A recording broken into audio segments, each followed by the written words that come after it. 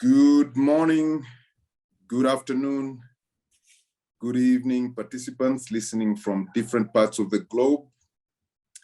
It is indeed my pleasure to welcome all of you to the AUDA-NEPAD and JICA joint book launch, which is the second session of the two-part series book launch. For your recollection, if you aren't aware, the JICA Ogata Sadako Research Institute for Peace and Development, JICA Ogata Research Institute, published two books in February 2022. The one, Policy Learning for Industrial Development and the Role of Development, was the first session of this series. And for this series, Promoting Quality and Productivity Improvement, Kaizen in Africa, is the second that we're going to look at today. These volumes describe some of the outcomes of the research project on the Japanese experience of industrial research and development and cooperation, and analysis of translative adaptation process. The practical research aims to identify the characteristics of Japan's experiences in industrial development, and it examines the role of development cooperation from three perspectives: industrial policy, quality, productivity improvement, and skill development. Further, these books serve as a valuable reference text for policymakers, practitioners, and researchers. Dear colleagues, before we proceed today, allow me first to start by conveying our message from our CEO, Dr. Ibrahim Hassani Mayake, who could not be with us today due to other commitments. Dr. Mayake expresses his sincere appreciation for the collaboration with JICA Ogata Research Institute that led to the publication of these important books, specifically today, the one we're looking at, which is Promoting Quality and Productivity Improvement and Kaizen in Africa. The role of Kaizen and quality productivity improvement is paramount to the aspirations of modernizing African firms, strengthening firms' capability in areas of management, technical skills, planning, marketing, customer handling, and retaining, building their global competitiveness so that they can contribute to inducing local investments and foreign direct investment in Africa. As we will hear from the presenters, the Kaizen activities undertaken in the continent demonstrate clear evidence of tangible and intangible benefits that could be enhanced with the awareness of the African leaders, policymakers, government officials, and private companies on how to improve productivity in the continent. It cannot be business as usual, especially in the wake of disruptions brought about by COVID-19 and more recently, the geopolitical conflicts that have exposed Africa to disruptive shocks and the devastating socio-economic consequences. Creatively thinking about how to use quality and productivity improvement techniques and tools in the context of the current situation brings about meaningful changes highly expected from these leading and Kaizen activities. Kaizen management can help to modernize African industries, help to create decent and clean places whereby workers' safety is protected, improve the quality along the value chain of production, improve productivity of inputs and outputs, and can assist build competitive industries. Improving business productivity brings about dividends for the workers and the firms included, and can help generate additional revenue and profits at the same time. In this regard, I'd like by ending and saying that I assure you of AUDA-NEPAD's encouragement, support, and collaboration in these efforts. I wish you and this team successful deliberations. So, having spoken on behalf of Dr. Mayake, I'd like to move on and give you a quick rundown of the program at a high level sense, and then introduce you to the very big guns that we've got today lined up for you, as you've seen from the flyer. Very quickly, we will have the opening remarks, which we've just gone through, and that will be followed by the presentation on the books in the following order, or rather the presentation on the book by the presenters in the following order. We will have 35 minutes starting with Kimiaki Jin, then we will have Getahun, and then we'll have Professor Norman Fu. As a very quick introduction, and I know my colleague Kim will go into it in more detail, Kim is a renowned expert in quality and productivity improvement, specifically Kaizen, for the Economic Development Department of JICA in Japan. Second on the list, Mr. Getahun Tades Makenen is a renowned certified principal Kaizen consultant who is based in Ethiopia. In the lineup too, we have Professor Norman Fu, the chair of the Lean Institute of Africa and Professor Emeritus of Operations Management from the Graduate Business School of the University of Cape Town. As part of the discussants, we will have Professor Garth Shelton, Associate Professor of International Relations from the Department of International Relations from the University of Witwatersrand. And last but not least, we'll have Dr. Bernice McLean, who's the Senior Program Officer from the Industrialization Division of AUDA-NEPAD. I come last. I am George Murumba from AUDA-NEPAD, and I will be your moderator for today. I thank you and hand it over now to Mr. Jean. Thank you so much.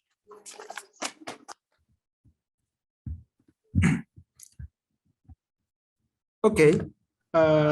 Thank you very much for introduction, George Murumba. Let me start. Well, my name is Kimiya Kijin, as introduced. Is it okay? Yeah. Let me start my presentation. It's because this is a book launch.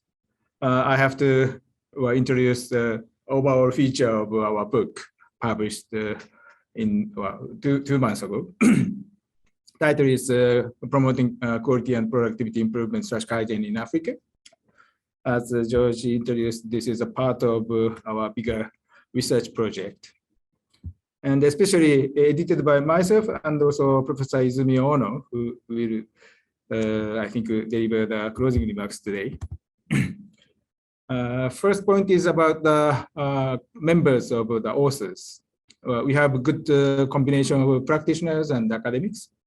So Professor Norman Fu will make a presentation today. And Dr. Tsuyoshi Kikuchi, who is a principal consultant, Japan Development Services. And Getahun Tades Mekonen will make a presentation today. And Izumi Ono is a professor, National Graduates Institute for Policy Studies, GRIPS, and Senior Research Advisor, JICA Ogata Sadako Research Institute for Peace and Development. And also Mr.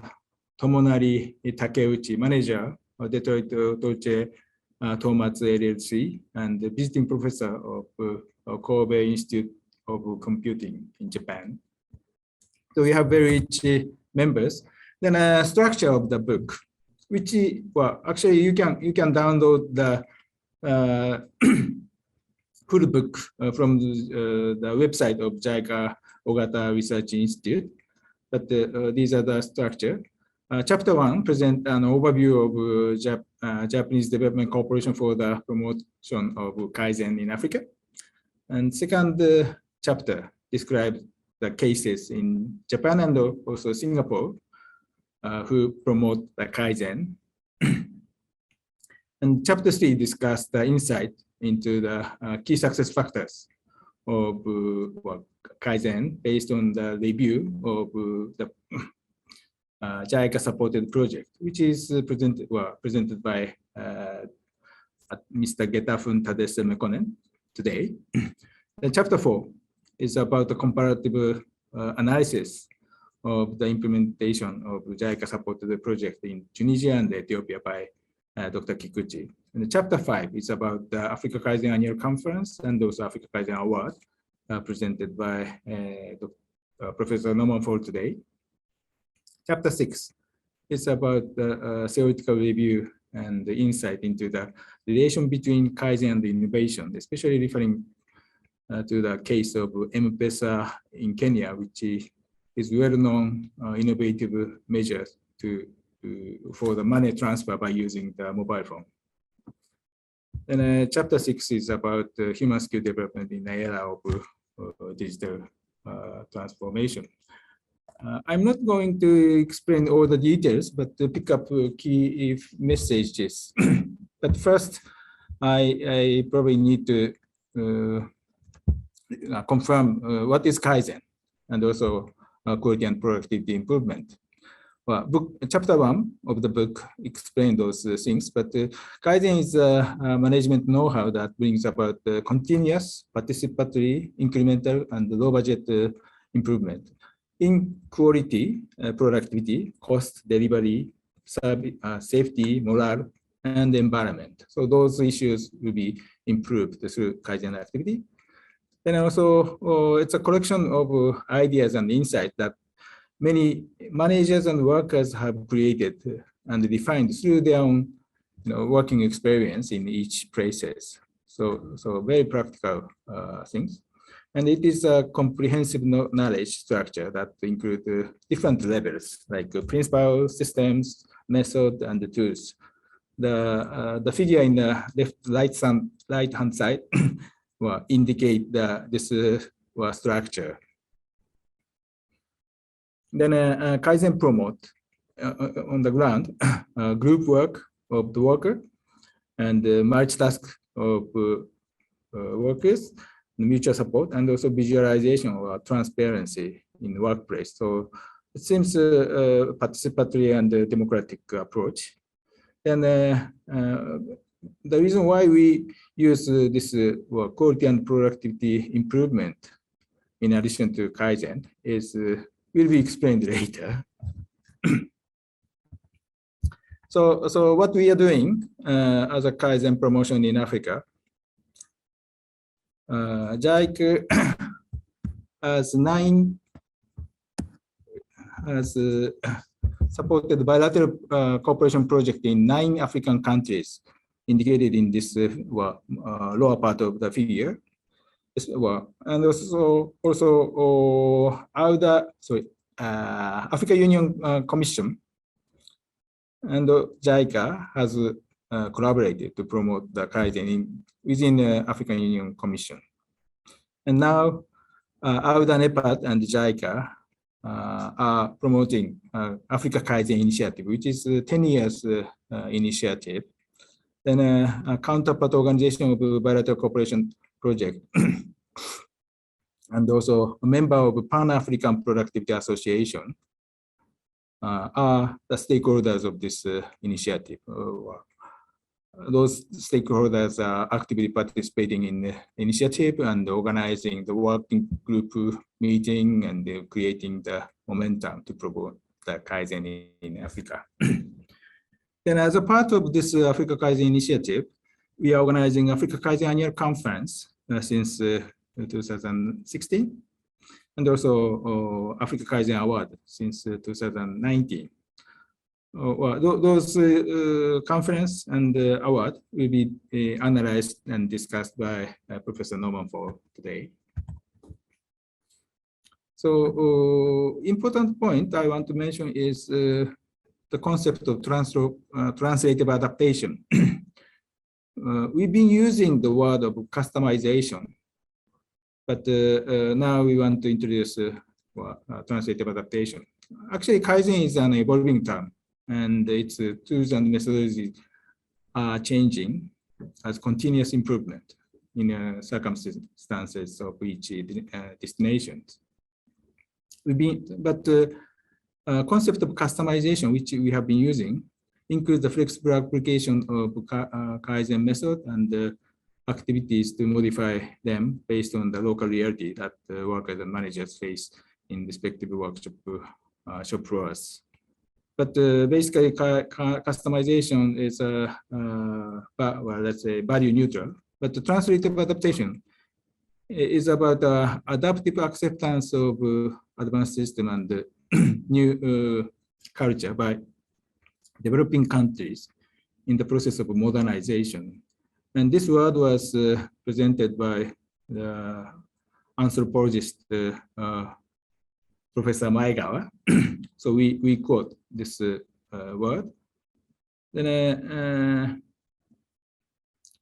because people who examine the foreign technology from the viewpoint of inside value structure of the recipient side play an important role in a translative adaptation. So translative adaptation has certain value in a cultural aspect. So the importance of ownership on the recipient side is emphasized. That's why, in addition to customization, we want to use translative adaptation. And the reason why we also use quality and productivity improvement is that, if we keep using only Kaizen, it may imply the strong, application of kind of Japanese model. But what we are thinking is to create more, African type Kaizen or quality and productivity improvement. So we are using both word QPI and Kaizen in interchangeable way. Regarding the case, the chapter 2 of the book analyze and review the cases in Japan and also Singapore. Two countries took different approaches to designing and implementing national movement for quality and productivity improvement. In Japan, movement was initiated by with a strong ownership of private organizations such as JMA, JUSE, JPC, and others. And in Singapore, because of very strong leadership by Prime Minister Lee Kuan Yew, a movement was a government-led initiative in which Japanese support was effectively used, especially in the 1980s. And then now Singapore performs very high productivity in different sectors. So based on those case studies, chapter 2 will present the 6 factors for successful translative adaptation and the transformation of mindset of the people. Those are it's listed, but the details will be discussed by Mr. Getafun Tadese, so I will skip this part. Then another important point we want to emphasize is the promoting cooperation of government, industry, and academia.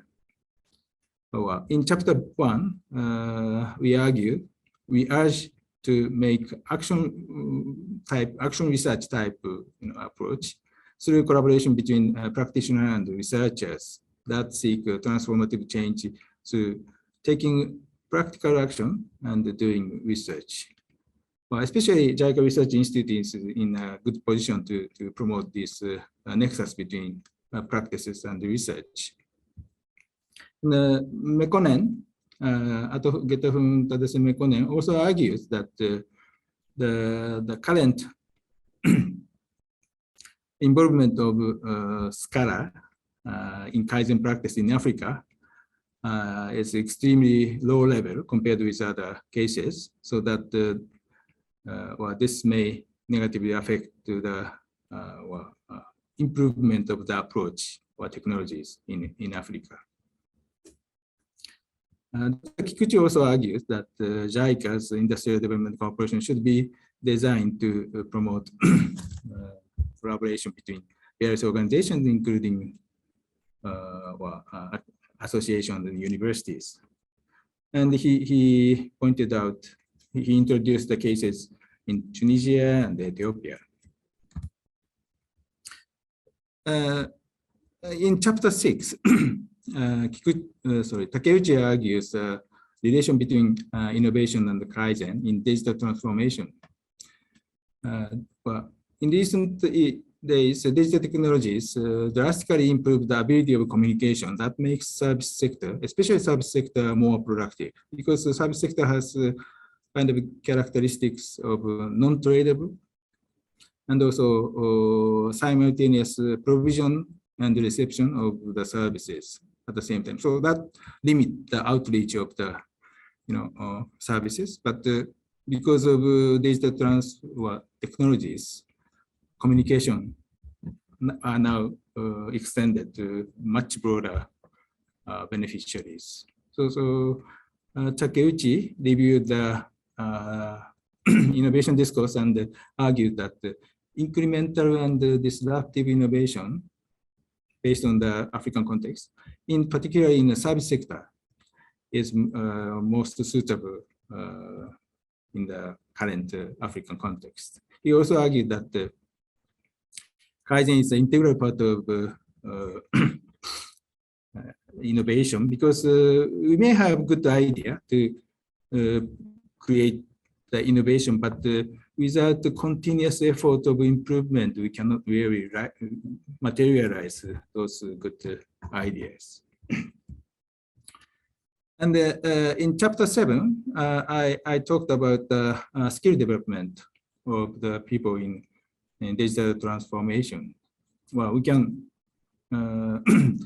classify the human skill in a cognitive skill, which can be measurable, and the non-cognitive skill, which is difficult to measure.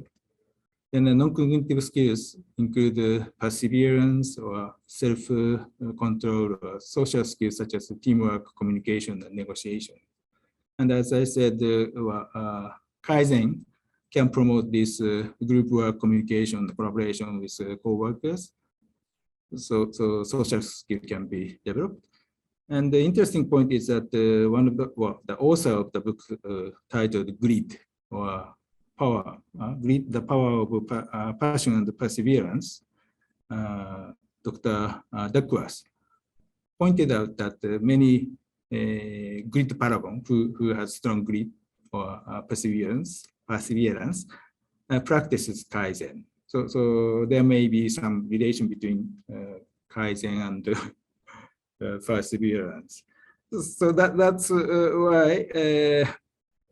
And then the last point is that because cognitive skill or measurable skill can be replaced by the digital technology, but non-cognitive skills are not easily replaced because not measurable and not calculatable by AI. So development of non-cognitive skill can strengthen the resilience and the adaptability of the companies. That is a possible argument which I'm making. So I think Kaizen can contribute in a different context in African industrialization and the creation of decent work and decent work. So that's my presentation. Thank you very much.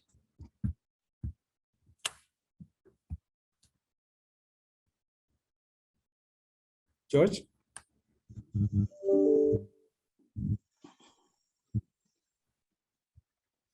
Thank you very much indeed, Jin-san, for that very detailed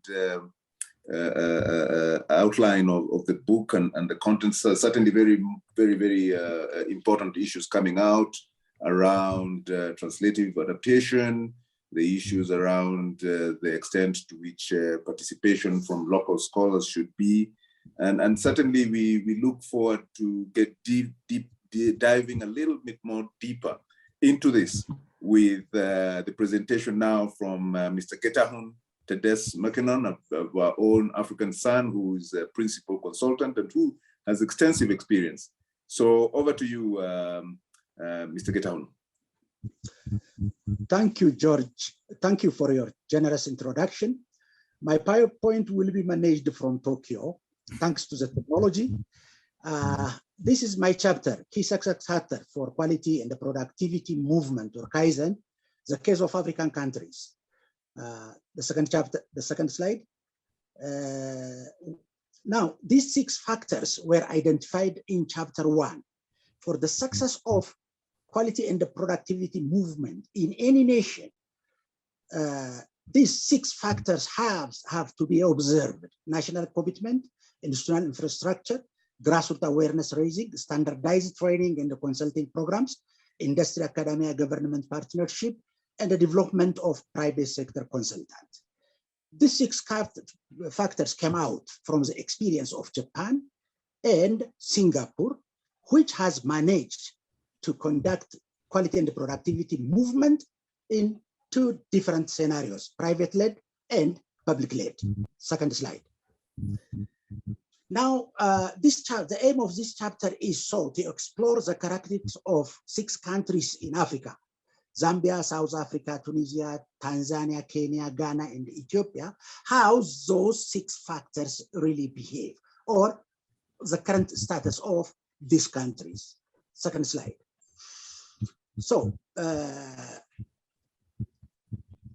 the chapter is organized in 4 chapters: introduction, methodology, country cases, findings, conclusions, and recommendation. The other slide, please. Now, in doing these exercises, we followed the research methodology. We have collected primary data through questionnaires, secondary sources from JICA Kaizen projects, and the conclusion of the chapter 2. In writing this chapter, it is a descriptive approach is followed. Okay, the next chapter, the next slide. Now let us go into the discussions and the findings of those 6 factors in the context of Africa, observed from mainly 2 sources. One is the response through questionnaires and investigating their reports, the reports made to JICA. The second slide. Now, the first one is national commitment. National commitment is explained at different level, all right? Here we will take 3. One is the political leadership, the government as a government, and the companies who are the beneficiaries. Among the top government officials, what we have observed is in Ethiopia, the prime ministers were involved. In Zambia, the president and the cabinet ministers were really motivated in Kaizen development and supportive. In Tanzania, the secretary of the Ministry of Industry and Trade. In other countries at different levels, general directors, agency heads, and others were observed to be involved. However, at top political level, these are the 3 countries that could be mentioned. Okay, the other slide, please. Now, in government commitment, in order to measure the government commitment practically, we took allocating of adequate budget for planned activities as a criteria, as one indicator for commitment. Okay, assigning adequate budget. The response of countries is tabulated, shows a difference among countries. Ethiopia, Ghana, and Zambia being on the higher side, and others on the lower side. Okay, the next slide. Companies' commitment. In order again to evaluate the commitment of companies, we took the same analogy, that is allocating the budget for planned Kaizen activities in companies. Deming argues that the meteoric rise in Japan is due to the commitment of managers, supervisors, workers, and employers. He told us that the companies were not waiting for the government, but they raise money and they produce check with air ticket and the calling consultants from international supply, I mean, Duran and others. So how is it in Africa?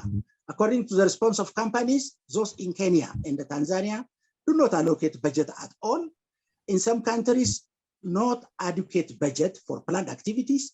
Only in very few countries, companies allocate budget for Kaizen activities. The next slide. Institutional framework and the Kaizen strategies and how to sustain those activities. Well, Jin-san has explained already what has happened in Japan. In African countries, we have different various forms of institutions. Kaizen institutes, Kaizen units, counterpart SM agencies, training institutes like in Kenya, industry development centers like in South Africa. Japan and Singapore followed 3 stages model. Japan, learning, modifying, and diffusing. Singapore awareness creation, implementation, and ownership. So how is the experience of how are the experience of Africa? African countries initiated different strategies, models of capacity building. Ethiopia, it has produced TISO model, testing, institutionalizing, implementation, sustaining, and owner in 3 stages to transfer Kaizen from Japan within 15 years. Zambia, it has produced Golden Triangle, TQM, QSS standardization. Tanzania has followed a cluster model. In Tunisia, they want to introduce industrialization, industry institute. In Kenya, they want to incorporate Kaizen activities in the operational, in their operational plan and operational activities. The other slide, please. Now, how to sustain Kaizen? We asked, how could you sustain Kaizen when the project of Japan supported Kaizen project will be terminated or come to an end? These are the ideas: introducing fee-based system, establishing productivity center, integrating Kaizen activity into core operations, sourcing adequate resources, train private consultants, designing long-term distribution strategy, strengthening network between public and the private, maintaining continual commitment of the government, aligning Kaizen with national development plans, and integrating Kaizen into the education system. Okay, the second slide, please. The other slide. Okay, this is grassroots awareness. There is in grassroots awareness, we have done a lot through media, through publications, and through producing booklets. The other slide. Well, standard training and the consultancy, we have produced African Kaizen handbook to be used by African countries, but not followed well. So there are different periods of training. This is not non-standardized. The other slide. Well, industry, academy, government partnership, very poor. The other slide. Development of private sectors, none in the 6 countries so far. The other slide. Okay, findings, continental level. From national commitments in 3, below satisfactory. Designing the strategy, it is below satisfactory. Institutional arrangement, public and diverse. Establishing QCC, encouraging. Standardizing training, consultancy services, below satisfactory. Scholars' involvement is none so far.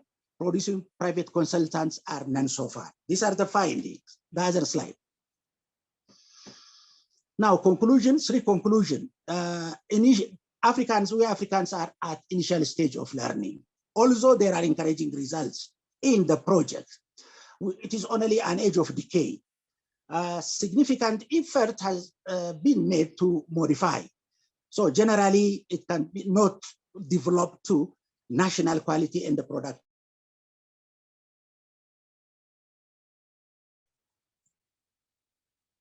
The other slide, please. Yeah, this is a recommendation. No, let me finish my recommendation. This is a recommendation. I know. Now, consider short-term and long-term benefits of Kaizen to persuade political leaders and also national policymakers. Primarily, countries have to take advantage of their current institutional arrangement. Kaizen Institute or units have to show their importance through their continuous achievements, motivate and encourage companies to share costs and eventually pay for Kaizen services. Framework of standards to be followed in conducting different Kaizen activities. Give special attention to industry, academy, government. This is very, very, very important. Encourage companies to promote team formation. Then prepare executive brief notes at AUDA and JICA level, at least to advocate Kaizen throughout the continent. That's all. Thank you. Back to you, moderator. Thanks. Thank you very much, Getahun, for that very elaborate presentation, really walking us through the methodology and 6 factors and how you found the African countries have responded. And I think on the whole, even though we see that we are not that far, it is really an opportunity for us, based on the recommendations that you put forward, to be able to really adopt Kaizen for productivity, quality and productivity improvement in the continent. So thank you very much again for that very detailed presentation of that chapter. Without further ado, let me now welcome a renowned professor in terms of productivity, and he's a professor emeritus of operations management from the Graduate Business School of Cape Town, as you've heard before.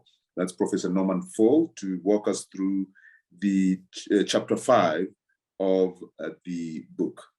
Professor Fall, the floor is yours. Thank you very much for that introduction, and also my appreciation to the previous two presentations, I think, creating both an interesting and a sobering context for the activities of JICA in Africa. So I am going to talk to you this morning about the 5th chapter in the book, which essentially focuses on the Africa Kaizen Award. The structure of this presentation is in terms of the vision and objectives that caused the presentation to, the awards to be created, the process followed to launch the award, a comparison with similar awards elsewhere in the world. We also conducted a survey of the participants in the first ever award conference in 2019. And I'll give you feedback on that, followed by some recommendations and a conclusion. So JICA's vision in establishing the award, and indeed its initiative in Africa, has to do with African organizations entering the international markets through improved quality and improved productivity. Specifically, the objectives of the award are in terms of demonstrating the benefits of Kaizen, encouraging the dissemination and upscaling of Kaizen practices, and then finally to encourage individual countries to set up their own national awarding systems. So in terms of the Africa Kaizen Award of 2019, the award was initiated in that year. 16 countries were eligible to nominate, and each country could nominate a maximum of 2 organizations. And it was up to the nominating organizations to verify the information provided on the entry sheets of the nominees. So out of a total possible of 32 nominees, there were actually 16 nominees from 10 countries. The work of the examination committee with respect to the award, there were 16 nominees. These were screened and reduced to 9 before the entry sheets were disseminated to the examination committee members. There were 8 nominees in the organization award, somewhat larger organizations, and just 1 nominee in the Kaizen Team Award. EC members worked with the entry sheets to arrive at a score for each nominee prior to the conference, and then at the conference after presentations, they finalized their scores. The 7 non-presenting nominees had poster presentations at the conference. So finally, there were 2 outstanding awards in the organization category, 3 excellence awards and 3 Kaizen achievement awards. The only entry in the Kaizen team section received an exemplary award.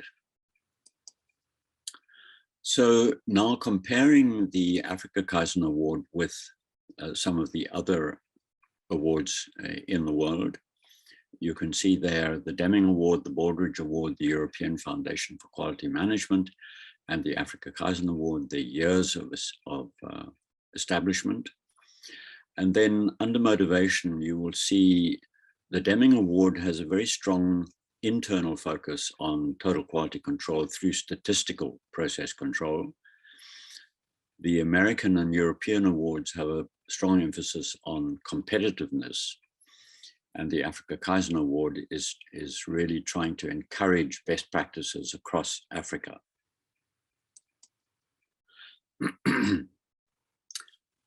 In an interesting paper by Talwa, published in 2011, he looked at many different awards and came up with these 9 criteria under the headings of core criteria, internal environment of the criteria, and stakeholder value.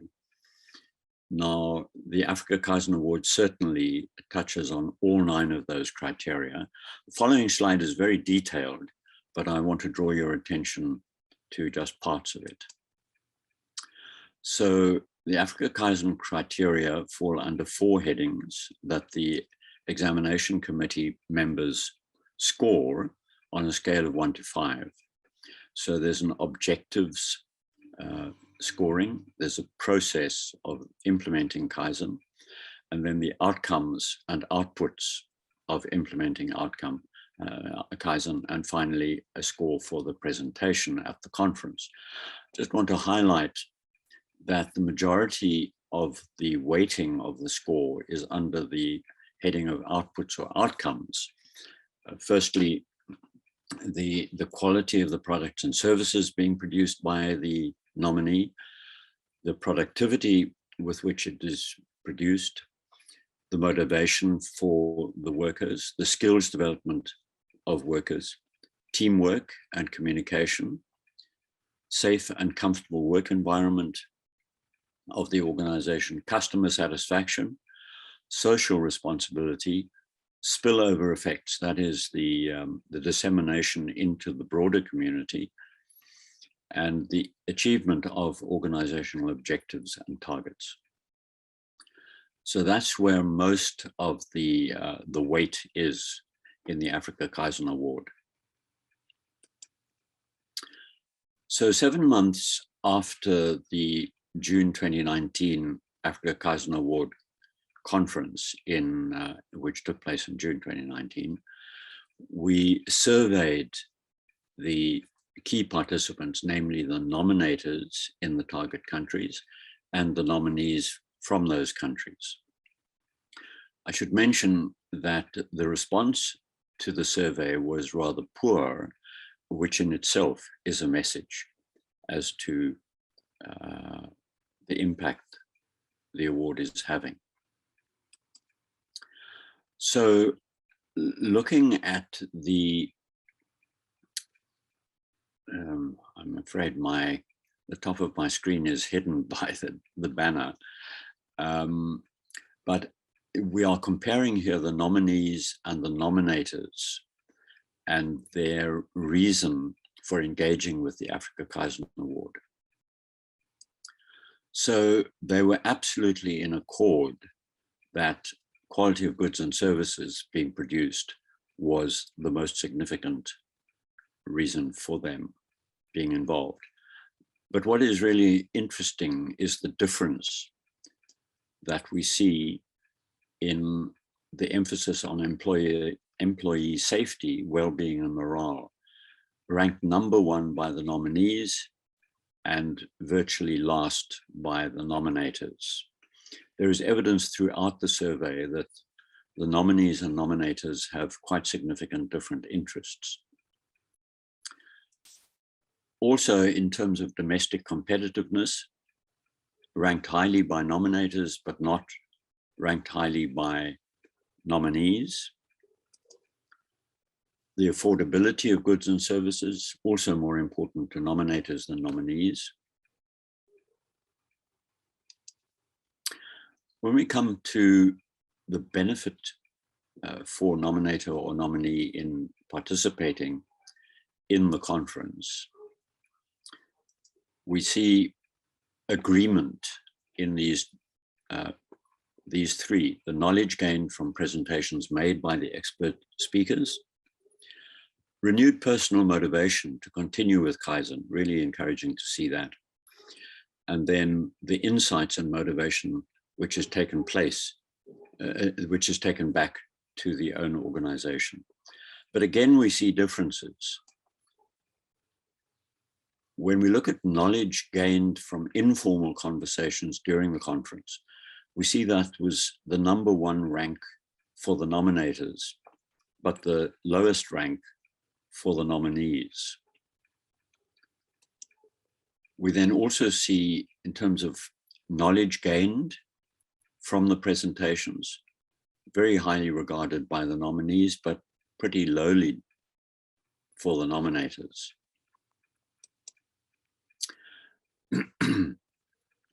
Now, the following 2 slides, looking at the nominees only, we asked them, why did they want to enter the Africa Kaizen Award process? So 68% of the motivation lies with these 3 reasons. Getting staff involved with something to be proud of, pride in what the company or the team had achieved, and the desire to share this learning with others. I think these are very concrete motivations. Then in terms of the value that was gained by preparing the entry sheet, 63% of the benefit came from firstly seeing the gaps in what they had done and therefore seeing opportunities. Secondly, widening awareness of Kaizen within the company. And finally, or thirdly, I should say, learning from the review of how they'd implemented Kaizen. So that reflection process, which is quite often overlooked. So in terms of recommendations, firstly, arising from the entry sheets and the survey responses, the point I've already made that nominators and nominees come from very different environments, and we need to create socializing opportunities for the nominees at the conference and create or emphasize the importance of those refreshment breaks for informal conversations for the nominators.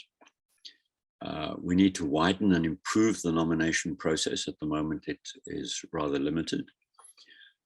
Thirdly, we're really concerned about the waning of motivation amongst the nominees after the conference and need to find ways to mitigate that waning. And we would like to, well, we have already implemented this recommendation of ensuring that scores by individual examination committee members are given equal weighting. Then from the literature reviewed, we really need periodically to revise the award criteria and the weightings we give to them. And we should also consider joining the Global Excellence Model Council to learn from the international community which promotes awards. Finally, in terms of recommendations vis-a-vis the Africa Kaizen Award objectives, you can see the top 3 in red are the objectives. And the need to stimulate wider involvement, I think this has already been touched on by Getwan, that the universities, trade unions, private sector, etc., need to become more aware of the initiative and the value of achieving improvement. We also need to find ways for independent assessment of possible applicants, that is not just via the nominators. Furthermore, we need to stimulate collaboration between nominators and nominees to publicize the benefits of Kaizen after the conference, for instance, through tours being arranged of the facilities of the nominees. And then finally, in order to have awards in each country, guidance and advice will be needed to establish these, and that is ongoing. So in conclusion, just for you to read the concluding paragraph of the chapter.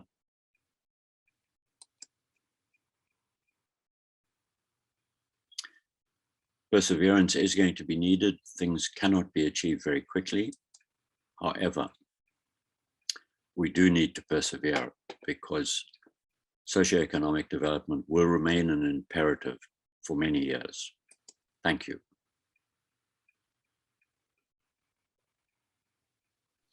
Thank you very much, Professor Norman, for that really interesting presentation on the last chapter 5 of the book, which is really about the awards. And we listened keenly to the methodology. Many of us do not, are not fully aware of the methodology that goes behind it and how you manage to undertake those. But for me, the most important thing was the comparisons and the benchmarking with other comparative awards.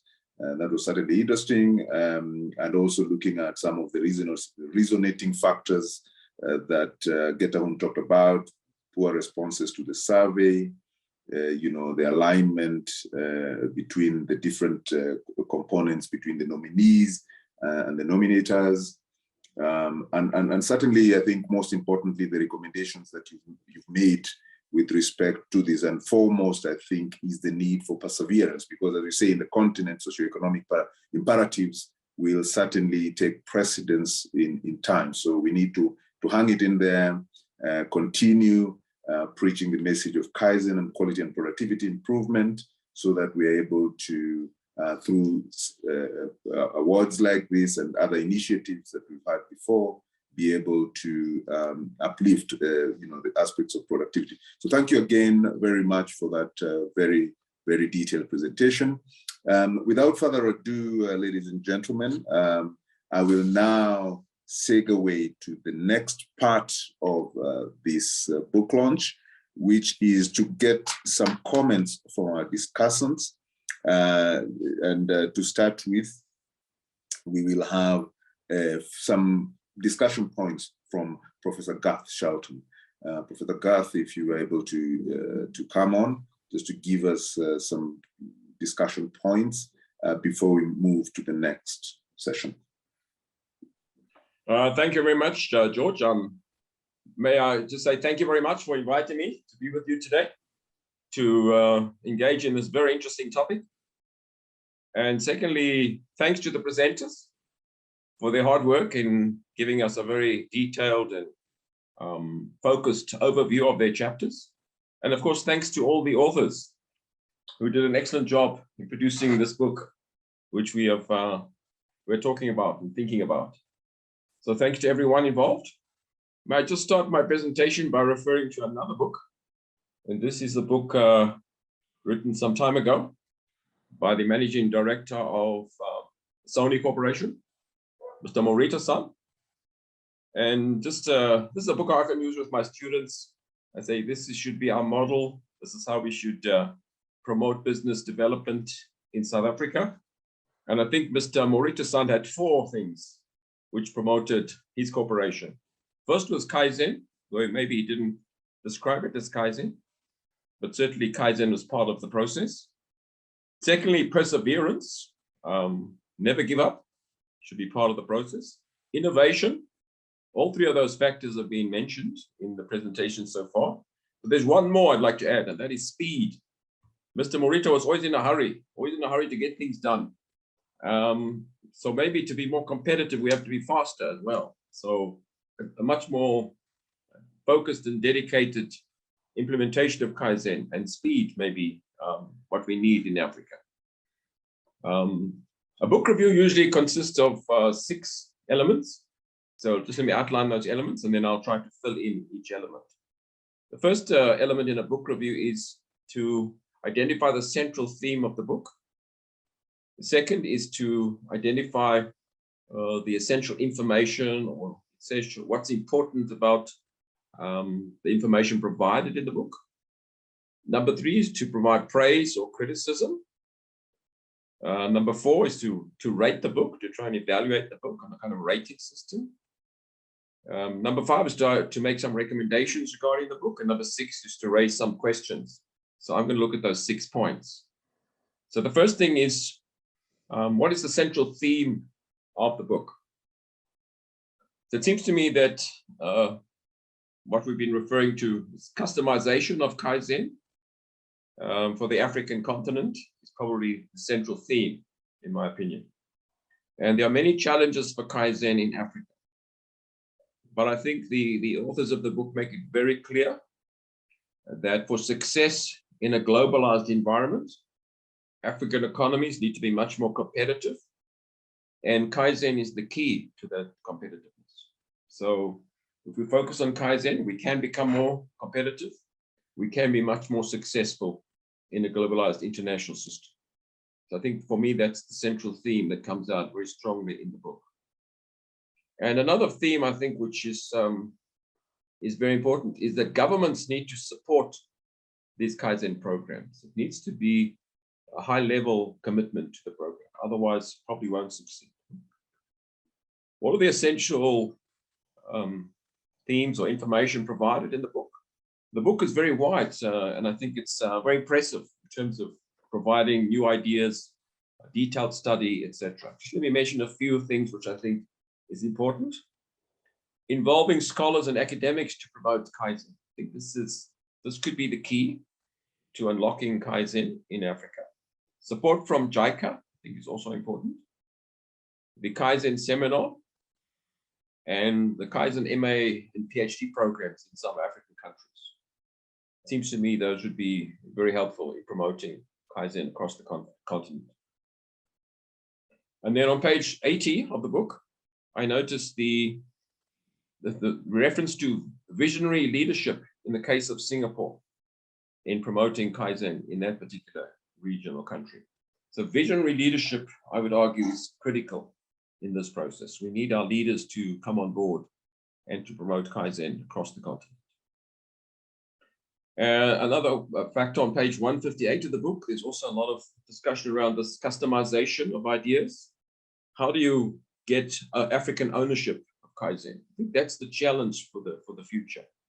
Clearly, Kaizen is very successful. We know from the Japanese model, Kaizen is the key to innovation, the key to productivity, key to a competitive economy. But how to convince Africans to buy into that and to adapt Kaizen to local conditions, local circumstances?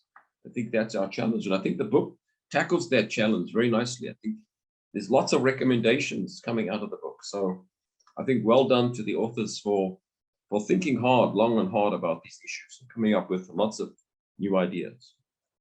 So the book is very rich. There's a lot of thoughts, a lot of ideas in the book. In terms of praise or criticism, my praise would be a very important study, very well researched, and original in many senses. There's a lot of original research, so it's exciting in that sense to come across a book with lots of new information. I think it's exciting and interesting for readers, for people interested in this particular topic. And I think it provides an excellent foundation for further discussion on the way forward in promoting Kaizen. In terms of criticism, I don't really have any strong criticism, but it's my job to raise something. Maybe there are two things I would mention in this context. What about labor unions in Africa? Are labor unions buying into Kaizen? In South Africa, for example, my country, labor unions are very strong in the workplace, and I think we need the labor unions to believe in Kaizen. So how do we get labor unions across Africa to become more committed to this process? And secondly, how do we measure the impact of Kaizen in particular sectors of the economy? Can we look at examples in Africa where Kaizen has been applied and we see great success or in that particular area? Or how do we measure success in terms of output, productivity in one particular sector? And can we argue that Kaizen has produced that output? Okay, so that would be interesting to me. In terms of rating the book, I have to rate it very highly because, as I said, there's a lot of originality, a lot of creative thinking, and I can see a lot of kind of dedicated research on the particular topic. So I would give it a very high rating, and that relates. Then my next point would be recommendations. I have to recommend the book for anyone interested in economic development in Africa, and for anyone interested in improving productivity in Africa. So I think it's essential reading for for anyone interested in this area of study. Highly recommended, and as I see, it's available. So thanks to the authors for making it easily available to scholars and practitioners across the continent. So please go out and read the book or purchase the book if you're able. I think it's a very important study.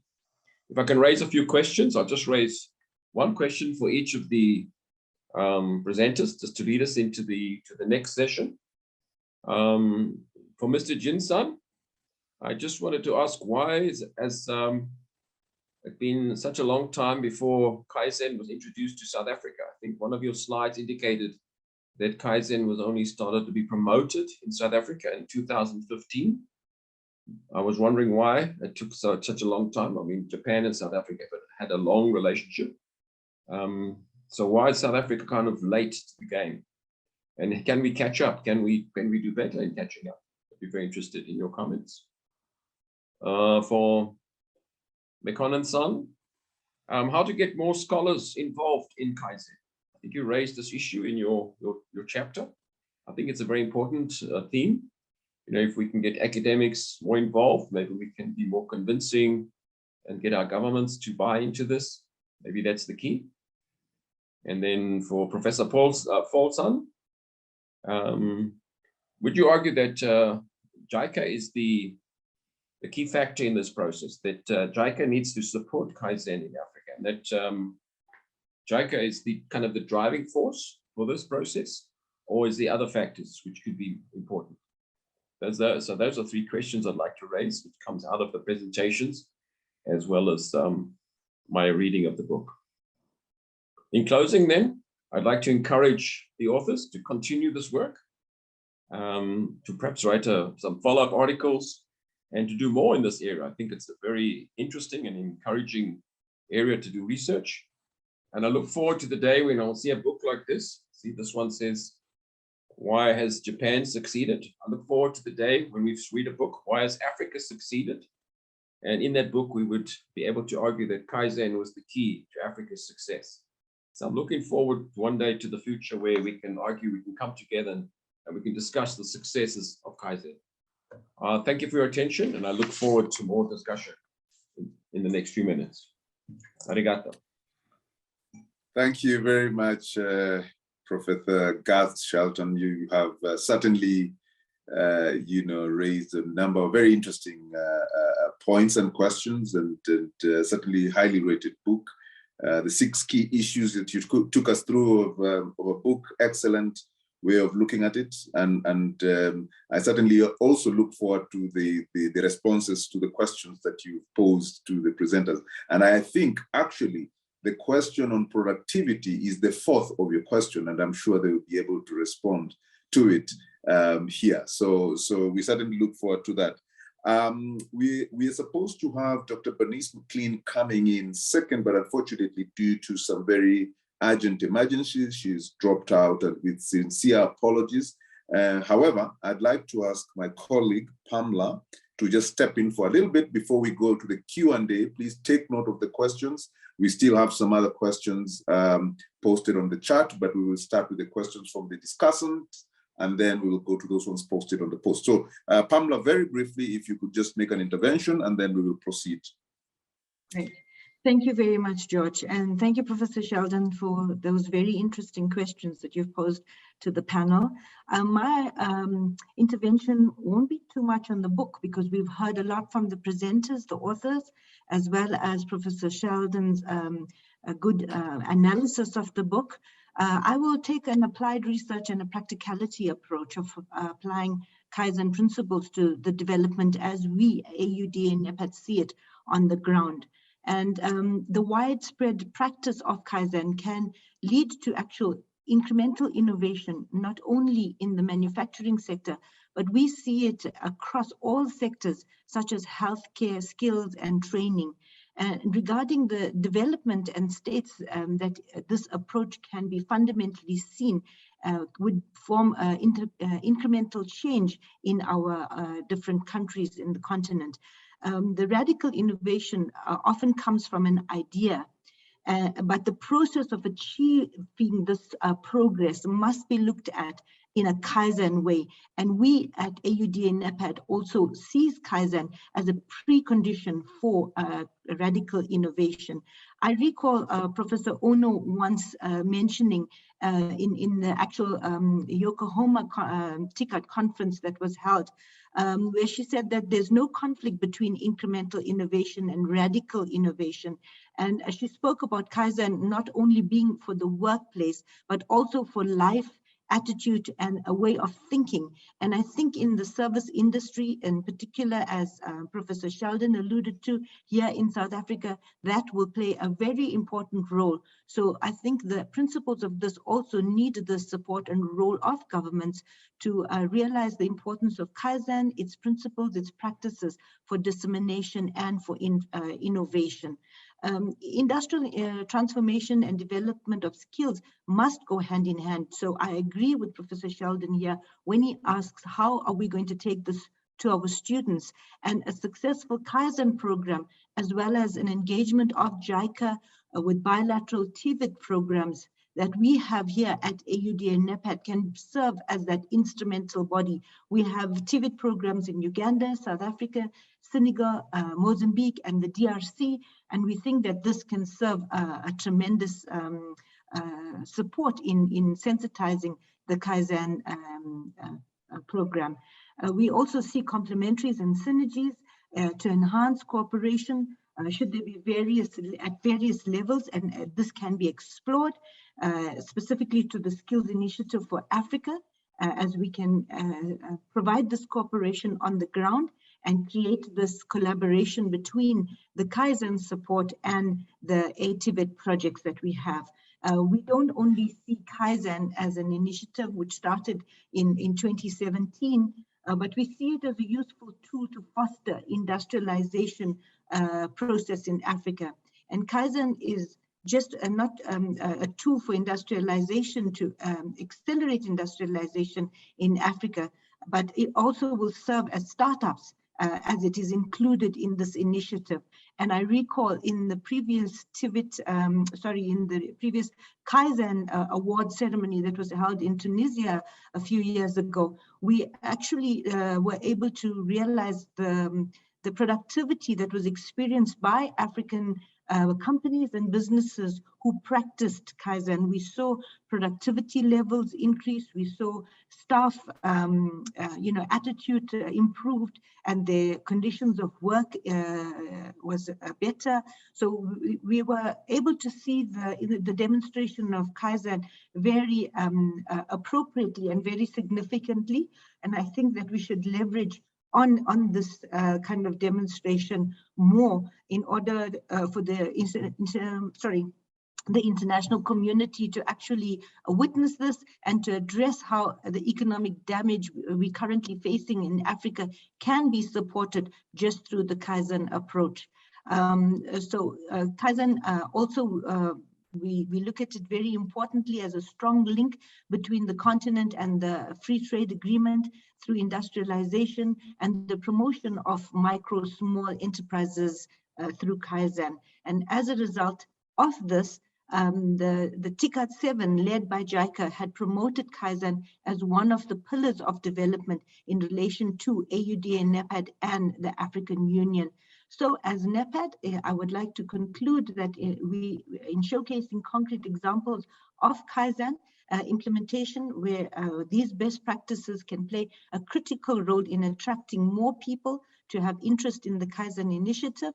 Dr. Mayaki, our current CEO, have once proposed a center of excellence for Kaizen to be a network of centers and the global community to promote Kaizen, which can also work on advocacy and standardization. And we also have linked Kaizen to our homegrown solutions initiative in respect of micro, small enterprises concerned. And we see Kaizen as a huge opportunity to insert these in our work and our programs at AUDA-NEPAD. So I thank the authors for producing such a wonderful book. And we at AUDA-NEPAD are sincerely committed to taking some of the outcomes and practicing this through our programs on the ground. Thank you very much. Thank you very much, Pamela, for that broad framing of really the appreciation of the book and Kaizen as a whole in terms of the development thrust of the continent, and for us as AUDA-NEPAD, given our role within that in the continent. I see the link of the book that has been requested has been posted again. So if you don't have it, please check the chat box, and you can access the book there. As you heard from Professor Garth Shelton, it's quite an interesting and very informative book with respect to productivity in the continent, and we can certainly learn a lot from it. Moving on to the next session, this is the Q&A. I'd like for us to start with the questions that were posed to the authors of the various chapters, starting with Kimiaki-san, then Getahon-san, and then Professor Norman Fall. And then I think the question broadly about productivity and the measurement, the impact measurement thereof, can be taken by any of the panelists. So if we could have a response from Kimiaki-san, and then we'll go to Getahon-san, and then Professor Norman Fall can talk about the issue of ownership that was raised before we go to the Q&A for some general comments and other questions that have been posted there. Let me invite you, Kimiaki-san, to respond. Thank you. Yeah, thank you very much. Regarding the measurement, yes, that is one of the key issues. We've been collecting lots of data from the Kaizen promoters as well as the companies, especially through the Africa Kaizen Award. We collect the good practices with certain indicators such as reduction of defect rate or reduction of work in progress or shortening of lead time, and also overall production improvement in production lines. But that is the report presented by the practitioners. And in order to make more convincing approach, we probably need to make more academic research. And one of them is the ongoing practices about the impact assessment of Kaizen in automotive industry in South Africa, which started some 2 years ago, but suspended because of the COVID-19. Now we are planning to start our randomized controlled trial. Well, starting from this May, next month, I'm planning to travel to South Africa on the 1st of May, then I start workshop and then data collection with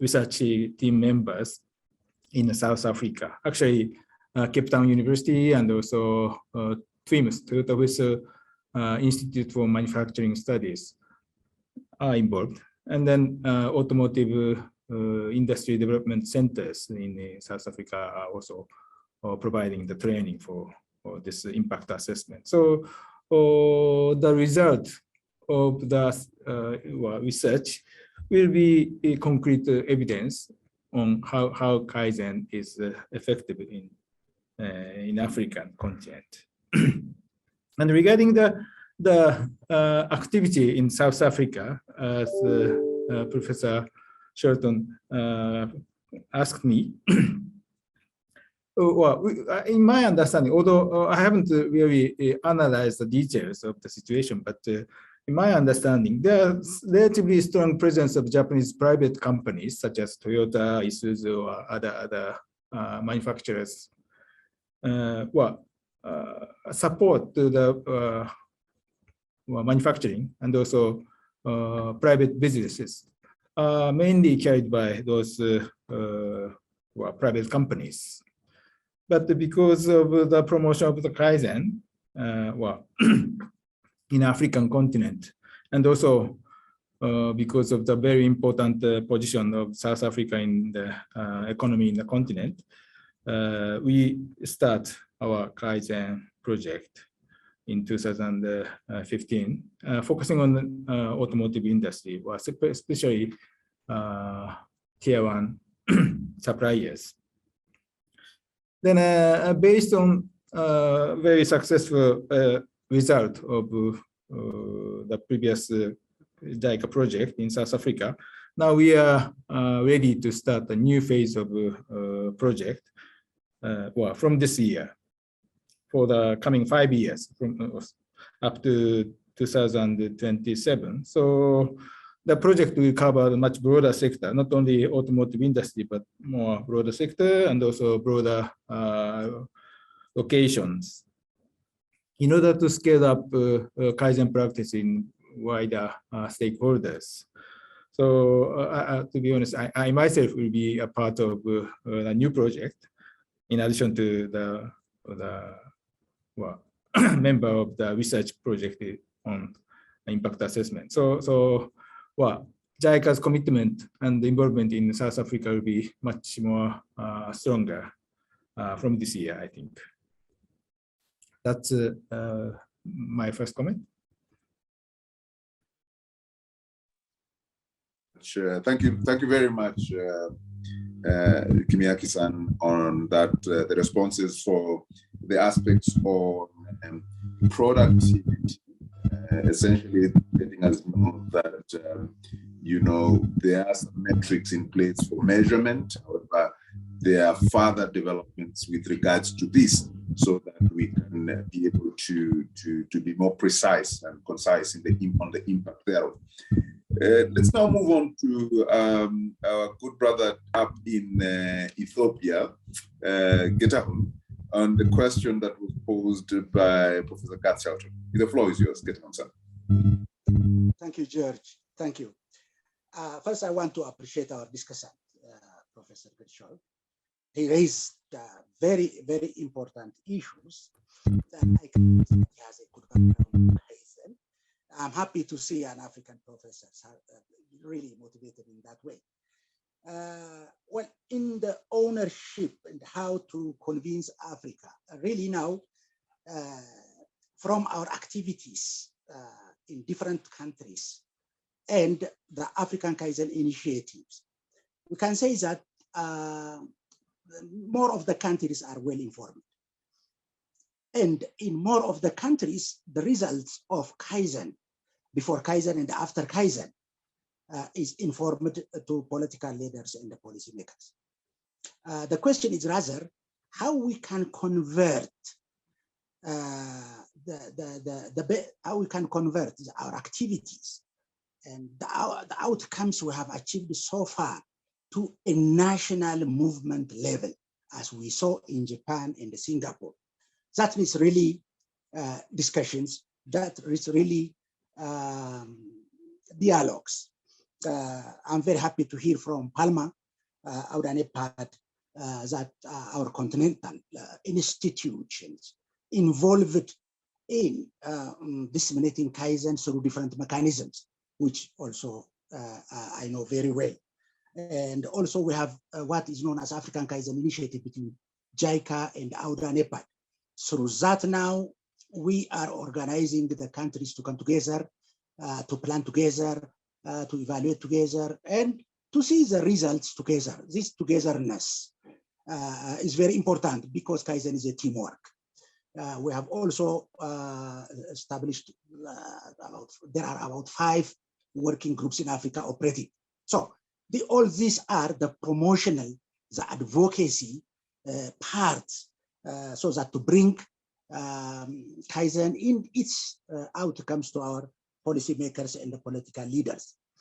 In terms of labor, involvement of labor, which is again very important, let us start from the ground level, workshop level. The principle of Kaizen is 1, implement Kaizen to improve. 2nd, share the gain with workers. 3rd, social responsibility, which is of course principles of any modern business. That's very important. So when the employees see that the improvement they are making and the achievement of their company in terms of profitability is shared through bonus, through salary increment that could attract. At a higher level, union level, there must be discussion between the institute that implements Kaizen, not only them, national productivity centers and others. I know, for example, in Kenya, national productivity centers of Kenya is working with government on productivity bill that calls for negotiation with laborers, because labor feels the improvement of productivity will lead to layout. Now, rather, what we believe in terms of Kaizen is the output of Kaizen should go into investments, not laying out the workers. It should provide additional employment, as we saw. The other is the impact. I agree with Mr. Jean, but our problem in Africa is, well, there is before Kaizen and after Kaizen impact assessment in any country on those 7 and others as well. But our problem is sometimes satisfying with minor results because the speed is very important, as you said earlier, and we have no time. And also, the achievement we saw today might be encouraging, but it has to push us to leapfrog. That is it. How to get more scholars to Kaizen? Thank you for raising this, because Jean and I were arguing and raising this for the last 5 or so years. Through African Kaizen Annual Conference, there are experiences that we were involving scholars to attend African Kaizen Annual Conferences, and also linking them with groups, for example, in Ethiopia. In Kenya, also, Kenyan scholars were involved in those conferences, and others as well. We think that this may attract or motivate them, but however, it's not as it was expected. So what shall we do? Where I think my proposal is we have to be selective, selecting interested scholars like Professor Norman Fall and our discussant, and more in other countries as well, and provide them opportunity in research. We practitioners from Africa are involved in research because, to be frank, please, apology for my wording, because our scholars were not.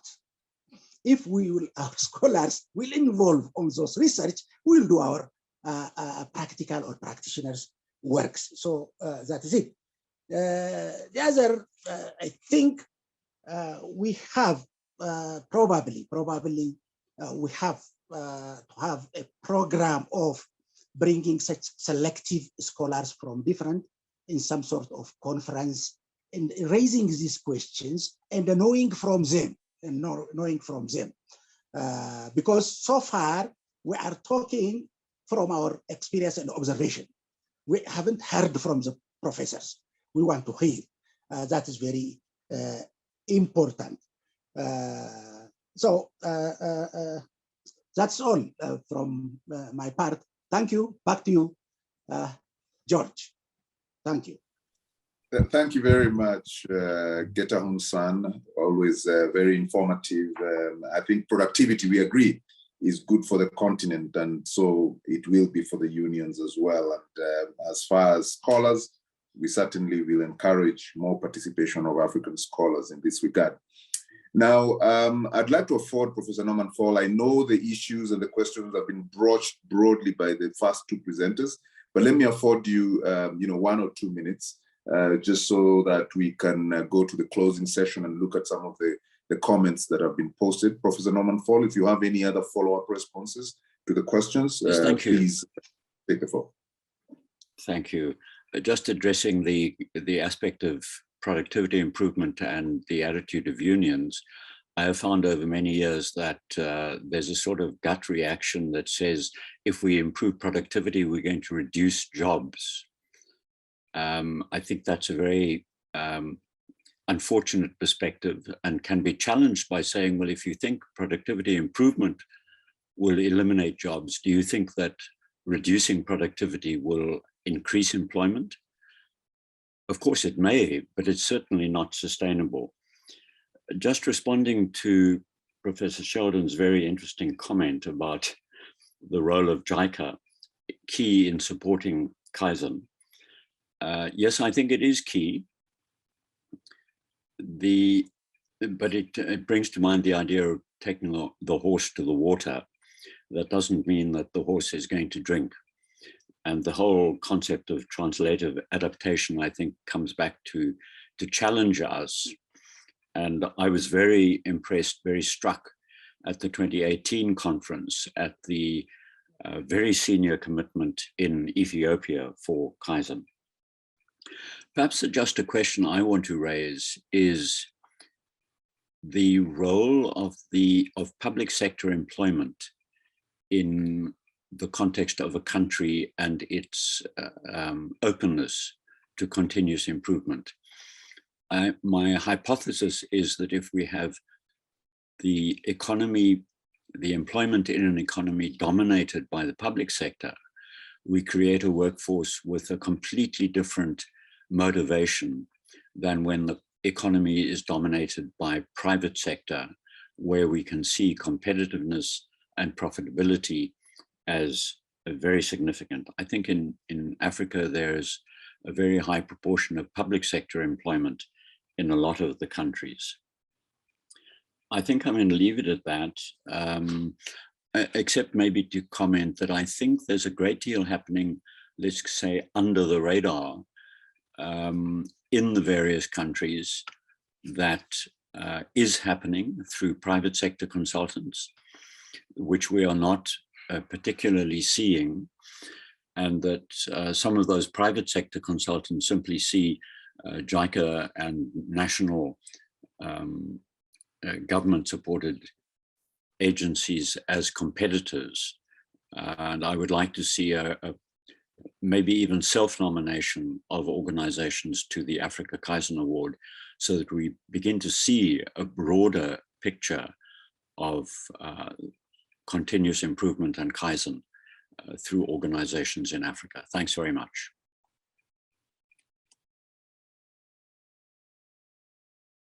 Thank you very much, Professor Norman, for that. I think that's really eye-opening in the sense that there is much that's happening in the private sector that might not be within the space that we are operating, and suddenly how do we make this feel more a non-competitive environment and a collaborative environment, as it were. And I think very important point around the possibility of self-nominating participants in the award, so that we open it up to others. I'd like to do a time check. We have 2 minutes to go, so I'll quickly go to the comment section. I think the panelists, there are lots of comments there really praising the book and the presentation that we've had today around Kaizen and how this can foster productivity within the continent. So I will not read those out. I might just perhaps want to take one question. Yeah, here it goes. The question is from Piers Audu. And I think this is more for Geta Hunsan, but I think broadly also to all of us. We have 1 minute to perhaps attempt to respond to it. What is the yardstick used to know when a country is at an advanced stage of learning? This is in response to the last presenter's submission, or actually it's Professor Norman Fall, that most African countries are at an initial stage of learning as far as Kaizen is concerned. Professor Norman Fall, half a second just to attempt that before we do go into closing. I think I simply don't have a basis to comment on that. I think it's not a bad position to be in if you realize that there are massive opportunities to come to you by pursuing continuous improvement. Absolutely. I think that is, it is more seeing it from a different perspective as about opportunities rather than being seen as being lost. Ladies and gentlemen, we have come to the end of the second session of the book launch of AUDA-NEPAD joint book launch. And this particular one, we were looking at promoting quality and productivity improvement. I would like to thank all the participants foremost, because in Japan, people have taken their time, it's evening, and we really appreciate that. In the continent, many people have had other commitments, but they've made themselves available to partake in this book launch. I would also like to thank very deeply, both from AUDA-NEPAD and JICA side, the authors who have made this possible and presented us with this very informative book. Last but not least, the organizers of this book launch today, who've taken their time to do all the backroom work in preparing this and making this possible. I hope that this session has been helpful and informative to you all, and I look forward to us engaging further through the various platforms. As you've heard, we have the African Kaizen Annual Conference, we have the different platforms, and hopefully we will get to touch point more on that and have another opportunity, as Professor Garth Shelton said, where we will have a how Africa was successful coming out of these initiatives. I would like to thank everyone deeply and for the privilege of being your moderator for today, and wish every one of you a very, very, very good stay wherever you are. Thank you very much. Maybe just to say hello and bye-bye to everyone as we normally do.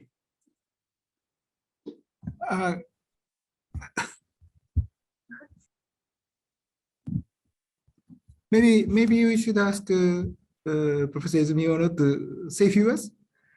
Okay, yeah, sorry, I wasn't sure of the program. Closing remarks. Thank you very much. We are going into the closing remarks session. Thank you. Sorry about that. Okay, thank you so much. I don't want to keep you waiting, but thank you very much, George and Jinsan, and also Professor Shelton, and also all our colleagues, authors, Professor Norman, and Ato Getafun and Jinsan.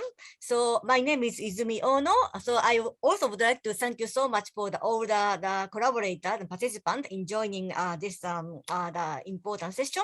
So I am affiliated with the National Grassroots Institute for Policy Study, and at the same time at the JICA Ogata Research Institute, working together with all the members co-editing and also writing a book. I just wanted to say a few words. I'm so happy that like Pamela-san said, that AUDA-NEPAD has a strong commitment to really working and making Kaizen implementation workable, and also on the research side. So this is a really wonderful opportunities. So we really sincerely appreciate this. And also we have lots of good discussion about the substance of the Kaizen, scaling up, and also incremental disruptive things, how to share the benefit of Kaizen broadly with all the labels, etc. So I really feel this is a very good opportunities. And also we would like to mention that the 3 issues. First is that the research methodologies. I think this is a practical research, as Jinsan said. So we really would like to bring that researchers and also practitioners. So this book tried to answer how aspects of Kaizen introduction and also implementation and also scaling up. So of course, we have to continue monitoring the impact of Kaizen, but if people are convinced of the usefulness of Kaizen, it's also important to understand how we can make it operational, taking account of country-specific context. That is translative adaptation. So I hope today's concrete, maybe example and also detail of a country specificity and how Africa Kaizen Award can work will be very instrumental. And second, the dissemination method. I'm so happy that the AU-NEPAD has been taking initiative, and also this platform has been so useful. I think AU-NEPAD is responsible for the Kaizen implementation. At the same time, it is also in charge of various activities like Tibet, skill development, and also maybe starting up. So those are complementary. So by taking advantage of this AU-NEPAD platform, I hope that maybe today's discussion can be even enriched, because Kaizen is not the only method of productivity improvement. Various complementary methods is very important to raise the company's firm capability. So I hope that the AU-NEPAD platform will be very useful and further deepened. And lastly, maybe from the Japanese side or JICA Ogata Research Institute, because we really value so much of co-creating knowledge for development. So I really think that this is a wonderful opportunity that we are practicing co-creating knowledge for development together with the African partner. And then we want to continue doing that, not only for this maybe Kaizen, but also other maybe topics which are mutually interesting. So thank you very much for all the participants. And then we really continue to working together. Thank you. Thank you very much, Madam. Apologies for that omission earlier, but thank you for the closing remarks. That said, we have now come to the end of this book launch. And again, thank you to everyone. One photo opportunity to say hello and just show your face so that we can all have a good picture of this. Thank you very much. Thank you and goodbye. Thank you very much, George-san. Thank you. You. Nice moderating. Thank you. Thank you. Bye-bye.